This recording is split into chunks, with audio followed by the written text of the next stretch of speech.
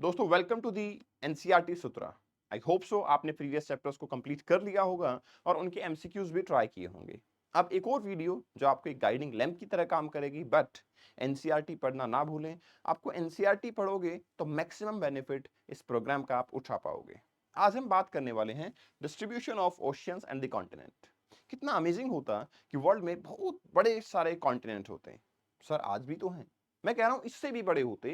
जितने बड़े ओशियंस हैं उनसे कहीं ज्यादा बड़े कॉन्टिनेंट होते तो हम और आपके लिए रहना अफोर्डेबल होता, जमीन महंगी नहीं होती, बहुत सारी एग्रीकल्चर कर पाते और हम बड़ी लेविश लाइफ जी पाते। एक्चुअली ऐसा नहीं है। अगर कॉन्टिनेंट ज्यादा होते तो अर्थ अपनी एक्सट्रीम टेम्परेचर पे पहुंचती और बड़ी जल्दी पहुंचती। दैट्स वाई आज जो डिस्ट्रीब्यूशन है वो आइडियल है और हमारे लिए परफेक्ट भी है। बट सवाल ये है कि ये डिस्ट्रीब्यूशन जो है वो आखिर बना कैसे। क्या ये जो शेप ऑफ द कॉन्टिनेंट है, क्या ये प्लेसेस ऑफ द कॉन्टिनेंट हैं, ये हमेशा से सेम रहे हैं या फिर कुछ चेंज होता आया है। तो देखिए, आपने प्रीवियस चैप्टर में इंटीरियर ऑफ अर्थ के बारे में बात की थी। आज हम सरफेस ऑफ अर्थ के बारे में बात करेंगे, लेकिन इंटीरियर इसमें भी इन्वॉल्व रहेगा। तो मैं आपको बताना चाहूंगा, वर्ल्ड में 29% आपका कॉन्टिनेंटल पार्ट है, 71% आपका ओशन सरफेस है। अब बहुत सारी थ्योरीज यहाँ पे प्रपोज की जाती हैं, स्टडी की जाती है और बताया जाता है कि कैसे ये डिस्ट्रीब्यूशन इस लेवल पे देखने को मिलता है, जिसमें सबसे पहली थ्योरी आती है कॉन्टिनेंटल ड्रिफ्ट थ्योरी। इस थ्योरी का कहना था कि जो आप आज लैंडमास देखते हो, south America, north America, Africa, Europe, Australia, ये सारे लैंडमास एक सिंगल लैंडमास की फॉर्म में हुआ करते थे, जिसका नाम था पेंजिया।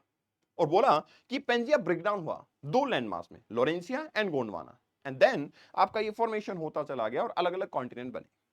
अब सबसे पहला सवाल हमारे मन में आता है, सर हाउ कैन वी से कि these old landmass were the single landmass. हम कैसे कह सकते हैं these old landmass were the single landmass. तो चलिए पहले इसी के एविडेंसेस को जानने की कोशिश करते हैं। अल्फ्रेड वेगनर, जिन्होंने की कॉन्टिनेंटल ड्रिफ्ट थ्योरी प्रपोज की थी, उन्होंने बहुत सारे एविडेंसेस दिए जिसके थ्रू ये प्रूव होता है कि यस, ये लैंडमास एक सिंगल लैंडमास के तौर पे देखे जा सकते थे। क्या क्या एविडेंसेस थे? The first evidence was jigsaw fit. Jigsaw fit means, अगर आप मैप पे देखेंगे तो यू विल ऑब्जर्व कि साउथ अमेरिका की जो शेप है और अफ्रीका की जो शेप है, if you will bring them close together, you will easily be able to observe कि ये आप एक दूसरे में फिट हो जाते हैं। दैट मीन्स हो सकता है कि ये लैंडमास एक रहे हों।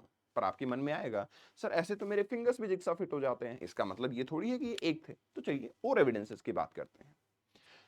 सवाल आता है रोक्स का। देखिए रोक्स की जब हम एज स्टडी करते हैं, कार्बन डेटिंग के थ्रू कर लो, when we will study about the age of the rocks, we will found the same age is there in South America's eastern coast and the same age is there on the west coast of Africa.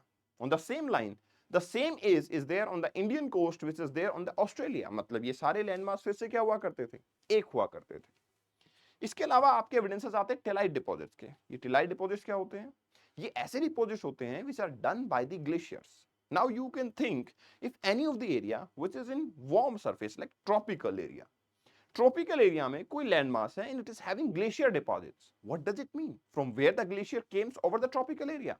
The question is answered in such a way कि these sort of landmass once upon a time used to be in the Arctic or Antarctic region, मतलब polar area में हुआ करते थे। From there they drifted and that's why they have the glacier deposits. So that is also one of the important evidence. अब सबसे important evidence है placer deposits का। देखिए, आपको पता होगा वेस्टर्न कोस्ट ऑफ अफ्रीका पे घाना कोस्ट है, आइवरी कोस्ट है, गोल्ड कोस्ट है। मींस ब्रिटिश ने ये कोस्ट का नाम उसी बेसिस पे दिया, whatever the commodity they were exporting from, उसका कोस्ट का नाम वही दे दिया जाता था। यहां है Gold Coast. Gold Coast means we have gold presence over the western coast of Africa, but we doesn't have the rocks from where we can extract gold. मतलब उन रॉक्स की प्रेजेंस नहीं है जिनमें गोल्ड मिल सकता है, द सेडिमेंट्री वन। बट हमारे पास क्या है, आपके गोल्ड डिपॉजिट देखने को मिलते हैं। And where we found those rocks, we found those all rocks in the southern America. That means these two landmass once a time used to be same. That's why the deposits are here and the rocks are there. तो ये evidence हमें बताते हैं कि ये landmass एक ही हुआ करते थे ना। One more evidence is fossil deposits. Fossils, देखिए एक छोटे से ऑर्गेनिजम्स का रिमेन्स हमें इंडिया में भी मिलते हैं और हमें नॉर्थ अमेरिका में मिलते हैं, हमें यूरेशिया में भी मिलते हैं। तो आप सोच के देखो, एक छोटा सा ऑर्गेनिज्म कैसे इतना बड़ा ओशन सरफेस ट्रेवल करके दूसरे प्लेसेस पे पहुंच सकता है। आइडियली ये तभी हो सकता है जब ये सारे लैंडमार्क जो हैं वो सिंगल लैंडमार्क रहे। And we are convinced, totally convinced कि yes, Alfred Wegener was correct. Continental theory says, continental drift theory says कि landmass used to be single, that was named as Pangaea. They divided into Laurentia and Gondwana, and yes, we are totally convinced कि landmass एक हुआ करते थे. But the problem was कि sir, fine, landmass used to be a single landmass, but what were the forces which basically compelled them to break down? क्या forces ऐसे थे जिनकी वजह से वो टूटे और अलग अलग हो गए? बस कॉन्टिनेंटल ड्रिफ्ट थ्योरी यही मार खा जाती है. उन्होंने बोला कि सन और मून का जो ग्रेविटेशन फोर्स है, that force is responsible for this breaking down of the whole continent. अब और क्या बोला? Polar fling force that is associated with the rotational motion of the earth, कि अर्थ घूम रही है, प्रेशर आता है, उससे ब्रेक डाउन हो जाता है. नाउ अनफॉर्चुनेटली ये थ्योरी यहां पे फेल हो जाती है. क्यों? क्योंकि देखिए, अगर सन और मून का ग्रेविटेशन फोर्स इतना स्ट्रॉन्ग होता कि वो आपके कॉन्टिनेंट को तोड़ सकता था, तो नेचुरली आपकी जो अर्थ की रोटेशन स्पीड है वो भी धीरे धीरे कम हो जाती, क्योंकि यहाँ पे मून इसको अट्रैक्ट करने की कोशिश करता है. बट हमें ऐसा कोई observance gravitation force of moon से देखने को नहीं मिलता है. इतने मिलियन ऑफ ईयर से अर्थ सेम ही स्पीड से मूव कर रही है. दैट मीन्स इसका हार्डली कोई एविडेंस हमें या इसका कोई रिस्पॉन्स इस लेवल पे देखने को मिलता है. तो ये फोर्सेस बहुत वीक है, ये ब्रेक डाउन नहीं कर सकते. नहीं कर सकते तो we should have some new theories. ठीक है, हम उसके ऊपर बात करेंगे सी फ्लोर स्प्रेडिंग थ्योरी के हिसाब से. लेकिन सी फ्लोर स्प्रेडिंग को पढ़ने से पहले आपको सी के बारे में थोड़ा सा जानना पड़ेगा. देखिए, जब हम ओशन के बारे में बात करते हैं तो वर्ल्ड वॉर 2 से पहले हमारे माइंड में एक इमेज थी कि oceans will be just like a swimming pool, कि एक बिल्कुल सरफेस प्लेन होगा, उसमें पानी भरा होगा. But when we went there, जब हमारे पास सबमरीन्स आई, तो हमने देखा कि यहाँ पे आपकी बड़ी स्ट्रेंज और अलग टाइप के लैंडफॉर्म डेवलपमेंट होते हैं. आपका ओशन स्टार्ट होता है कॉन्टिनेंटल शेल्फ से, जो कि बहुत ही जेंटल होती है. थोड़ा डिस्टेंस ट्रेवल करने के बाद you will reach to the slope and then you will reach to the abyssal plain. मतलब यहाँ पे अलग अलग टाइप के फीचर्स देखने को मिल जाते हैं. और इसी आधार पे हमने ये देखने को मिलता है कि मेरे वर्ल्ड के डिस्ट्रीब्यूशन में, चाहे वो अटलांटिक हो, पैसिफिक हो, चाहे वो इंडियन ओशन हो, we sort of have different type of volcanic activities going on and different type of landforms are found over the ocean surface.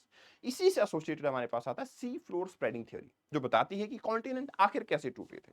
तो सी फ्लोर स्प्रेडिंग थ्योरी का कहना था, देखिए सी सरफेस जो है बहुत थिन होता है, और यू नो कि अर्थ सरफेस का इंटीरियर टेम्परेचर तो बहुत ज्यादा है. दैट्स व्हाई हीट को ट्रांसफर करने के लिए there is a mode of heat transfer which is named as convection. So convection is happening and because of this convection lava will try to come out of the surface. जब lava will push the plates, these plate will be broken down into the pieces, और इसी से आपके oceans जब expand होंगे तो continent अपने आप ही दूर चले जाएंगे. लेकिन यहाँ पे थ्योरी तो अच्छी है, फोर्सेस भी अच्छे हैं, और एविडेंसेस भी हमें मिलते हैं कि Atlantic ocean is expanding. But problem क्या है? द प्रॉब्लम इज कि ये सी सरफेस को इंक्लूड करता है, कॉन्टिनेंट के बारे में अभी भी कोई बात नहीं हुई है. अब नहीं हुई तो हमें कुछ ना कुछ नई थ्योरीज पे जाना पड़ेगा. And the new theory was plate tectonic theory. ये थ्योरी कहती है कि आपकी जो ओशियन सरफेस है, आपका जो कॉन्टिनेंटल सरफेस है, अलग अलग टाइप की प्लेट्स हैं. मतलब जो अर्थ का अपर सरफेस है, जो सॉलिड है, वो छोटी छोटी प्लेट में डिवाइडेड है. कैसे डिवाइड हुआ? कि सब देखो, this is a earth surface. अगर यहां से वोल्केनिक इरप्शन हुआ, यहां से हुआ, यहां से, मल्टीपल प्लेसेस आते हैं जहां से वोल्केनिक इरप्शन हो रहा है. So this lithosphere will be broken down into multiple pieces. These are named as plates. अब इंपॉर्टेंट थिंग वाज कि अगर बहुत बड़ी प्लेट है तो हम उसको मेजर प्लेट बोलेंगे, छोटी सी प्लेट है तो हम उसको माइनर प्लेट बोलेंगे. और उन्होंने बोला कि देखिए, वर्ल्ड के अंदर North America, South America, Africa, Eurasia, आपका India Australian plate, Pacific plate, ये सब जो है मेजर प्लेट है. छोटी छोटी प्लेट्स भी हैं आपके पास, Cocos plate, Caribbean plate, Nazca plate, आपकी अरेबियन प्लेट, फिलिपाइन प्लेट, ये स्मॉल साइज में, इसलिए माइनर प्लेट है. बट ये इंटरेक्ट करती हैं और इसी से पूरे वर्ल्ड के अलग अलग लैंड फॉर्म्स जो हैं वो फॉर्म हुए हैं. अब ये इंटरेक्ट करती हैं, उसका मतलब क्या है? देखिए, तीन टाइप की इंटरेक्शन हो सकती है प्लेट्स की. वन इज कि दो प्लेट एक दूसरे के पास आ रही हैं, दैट इज कन्वर्जेंट वन. ठीक है. एक हो सकता है दो प्लेट एक दूसरे से दूर जा रही हैं, दैट इज डाइवर्जेंट वन. और तीसरी कंडीशन हो सकती है कि one plate is just passing by the another plate, that is the transform one. देखिए, जब ट्रांसफॉर्म होता है ना, तो कुछ भी नुकसान नहीं होता, इसलिए इसको कंजर्वेटिव प्लेट बाउंड्री भी बोलते हैं. जब आपकी दो प्लेट दूर जाती हैं, लावा निकलता है, न्यू प्लेट की फॉर्मेशन होती है. इसलिए ये जो आपकी प्लेट बाउंड्री होगी इसको हम कंस्ट्रक्टिव बोलेंगे and this one will be named as destructive. और इन्हीं के हिसाब से आपके लैंडफॉर्म की डेवलपमेंट होती है कि जब दो प्लेट एक दूसरे के पास आती हैं, सबडक्शन होता है, वोल्केनिक इरप्शन होता है, लावा बनता है, और यही सॉर्ट ऑफ इवेंट आपके लगातार होते चले जाते हैं और हमारे पास अलग अलग लैंडफॉर्म की फॉर्मेशन होती है और इसी हिसाब से हमारे कॉन्टिनेंट आज भी डिस्ट्रीब्यूटेड है। दैट्स व्हाई जब प्लेट मूवमेंट होता है, अर्थक्वेक आता है, वोल्केनिक इरप्शन होता है, these all are associated with each other. ठीक है, तो इसी हिसाब से हमने देखा कि सर पेंजिया था, it just broken out into Laurentia and Gondwana and then further आपका मूवमेंट होता चला गया नॉर्थ अमेरिका, साउथ अमेरिका, और आज के जो प्रेजेंट कॉन्टिनेंट हैं वो इस हिसाब से बने। डू यू नो इंडिया की जो जर्नी है वो भी कुछ वैसे ही स्टार्ट हुई थी। India was the part of the Gondwana land, यहां से इंडिया सेपरेट हुआ और अब जर्नी यहां तक चली गई। इसीलिए यहां पे जब टकराता है इंडिया तो हमारे पास हिमालयाज की फॉर्मेशन नजर आती है। आई hope so you like this chapter और इसको अब एनसीईआरटी से रीड आउट कीजिए, you will be getting immense value out of it. If you want to talk to me, you can follow me over here in my Insta handle, Kapil Bhardwaj for you. And here is the Telegram channel you can join. Thank you very much. Best wishes.